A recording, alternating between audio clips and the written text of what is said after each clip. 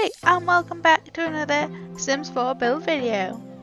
So, we're starting a new little mini series of builds on the channel, and I'm basically doing like UK based houses. So these are all houses that you'll see in England, as it's going to be a mix of modern ones and older ones, you know, like some Victorian ones and some like 50s houses, some 60s houses. We'll see what we can do. So this is the first one. It's a modern house. The inspiration came, well, the idea for this one came from a modern house plan for a new build that's quite local to me. So yeah, I believe you can buy this house or a house similar to this for around £200,000. So, just so you're aware how much this would cost you where I live. So,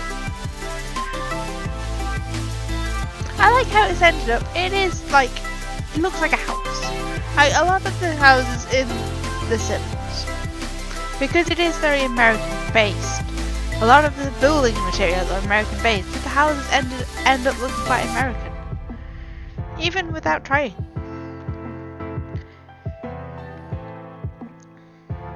Because you don't get many houses that aren't built out of brick over here, mostly because you struggle to get a mortgage on them, because mortgage companies don't like houses that aren't built out of non-standard materials.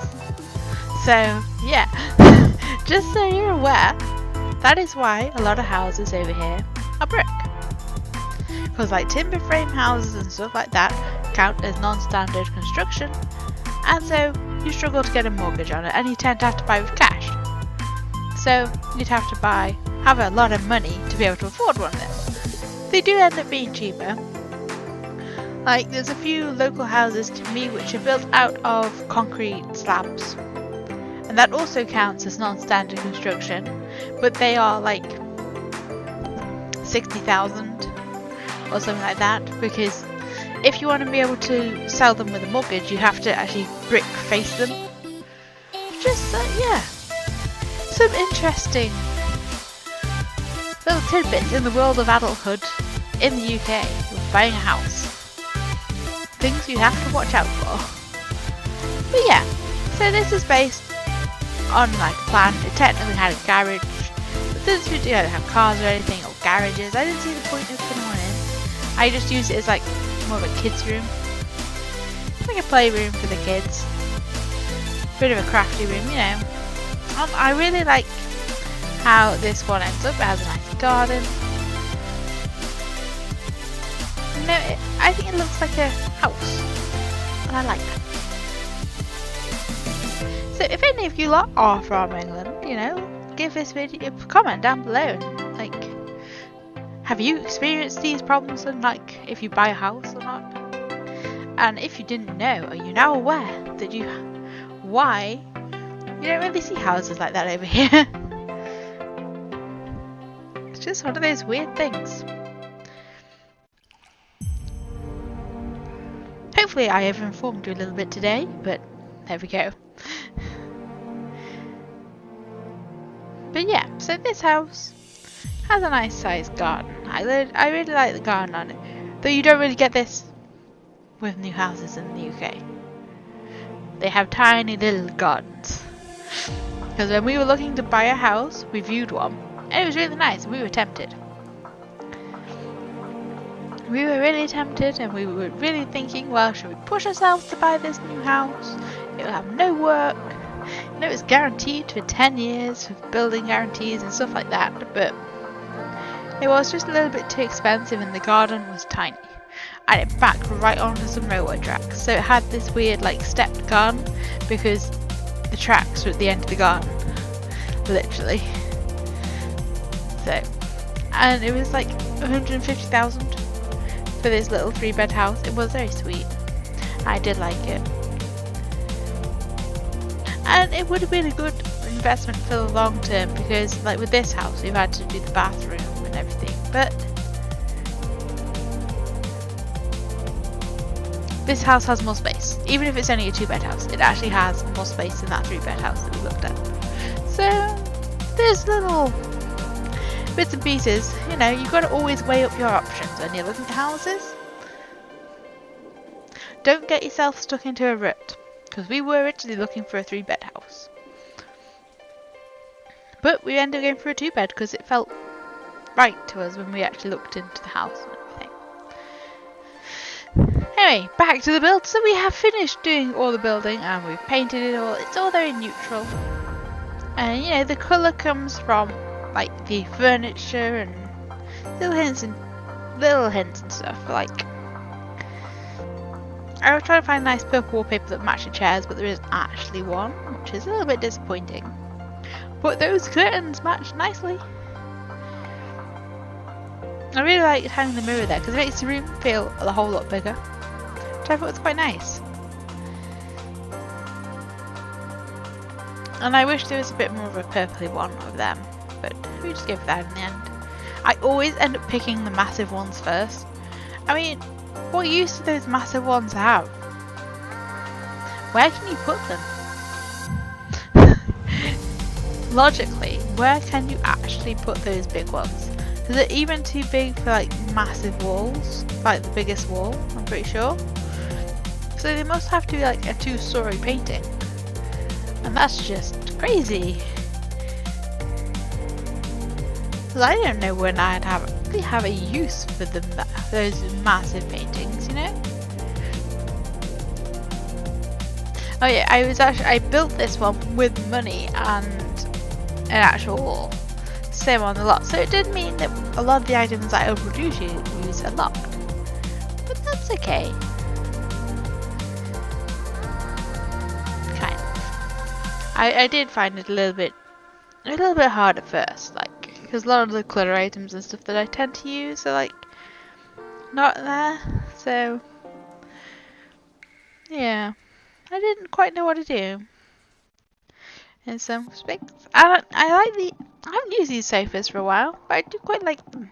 So yeah, I do change the colour of them because I realised, nah, I don't like the colour. And my standard light in between the sofas because I really like that light. I wish I had one in my own life. But I don't even know I'd put one, but I want one. I don't know where I'd put it, but I want it. It's one of those situations. Yeah, so this room ends up being quite black and white, so we kind of stick with the white furniture, and I really like the fireplace. I haven't really looked in the fireplace menu for such a long time, I didn't even realise I had it. So it was a nice surprise. Adding a little bit of glitter here and there, not massive amounts because a lot of it's locked. I get why they have the lockables, but a lot of the lockables are really like pointless items. Well, the unlockable stuff is really pointless, and I don't quite get why it's locked. Really? Adding a nice touch to these kitchens. I really like using these big full-length cabinets because you see them quite a lot in houses, kitchens and stuff now because they're quite functional and practical. And if I was redo my kitchen, I might put a few in too. Maybe. They do make you lose counter space, but then it makes up for it in storage. It's a hard one, that. So this is like the kids room. You know, has a computer, has like game stuff, has kids toys. I really like how this room ends up. You know, it adds in quite a lot of the skilling objects that you need in the game, and you know, it gives you lots of options. Just sorting out some of those bushes so they're not sticking through the fences or walls because I don't like it when things do that. Yeah, I kind of wanted to get the llama table. They don't wick the llama table in, but I didn't quite know where it would fit. So yeah, this room's ended up, it's quite plain, but it has a few little bits and pieces to it to make it look a little bit more, I don't know, cool. Yeah, I really like these mesh curtains, but they don't actually seem to have a use. Really, because you'd kind of see them over doors, but I bet if you put them over doors, Sims can't actually use the door. So that kind of like gets rid of the point of them. And here we are doing the, like, a kids room for probably a twin set of girls, we'll say.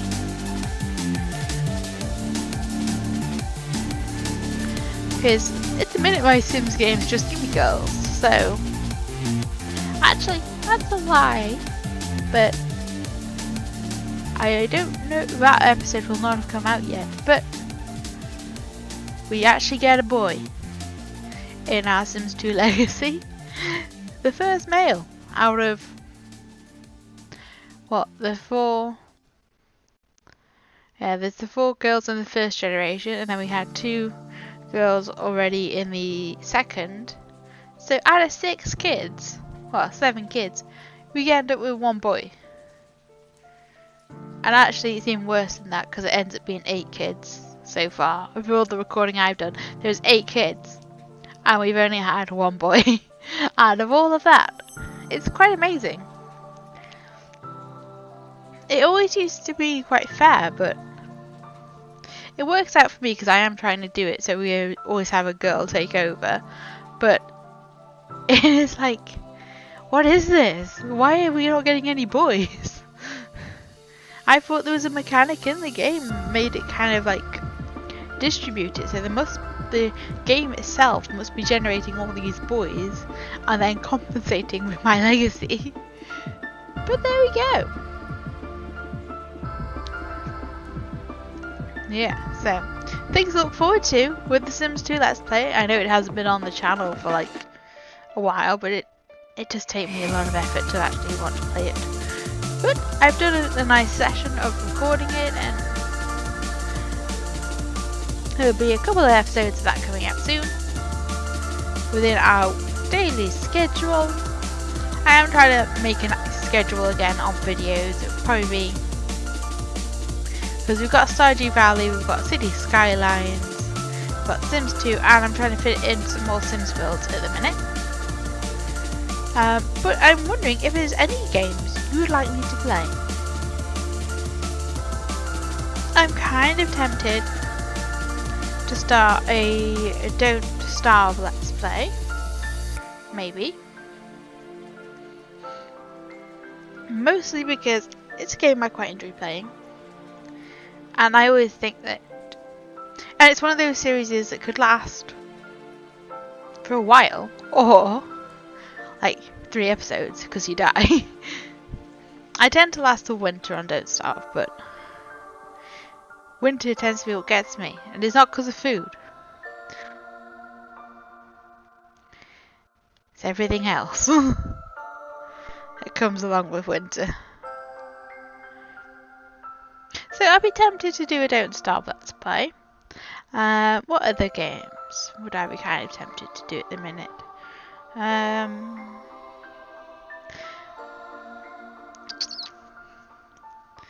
Trying to think what I've got. It'd be vaguely tempting to do a SimCity 4 Let's Play, just a small one. Once we finish City Skylines, maybe we'll have to see. And I'm trying to think. I could really do buying some new games, because there are a few games I want to play on the channel, but I haven't got them. Like, I'd quite like to play Banished, because it seems to be a game that I would enjoy. But then actually I've seen something that looks quite similar to Banished that's coming out soon, so I might wait for that. But yeah, anyway, back onto the build. So now we're doing the garden, and I was a bit not sure what to do with the garden, unsure with what to do for our garden, because I just didn't quite know where to take it. It's just one of those things.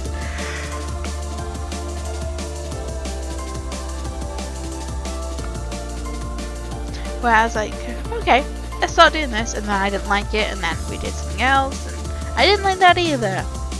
So there's a few little iterations. I like the one side of the house where we have the big trees, and like a little patch where you can do your vegetable gardening and stuff. I like that, but this section I was like, well, what do I do with it? It's like this little narrow bit. And I was like, nah, I don't like that. Let's try something else.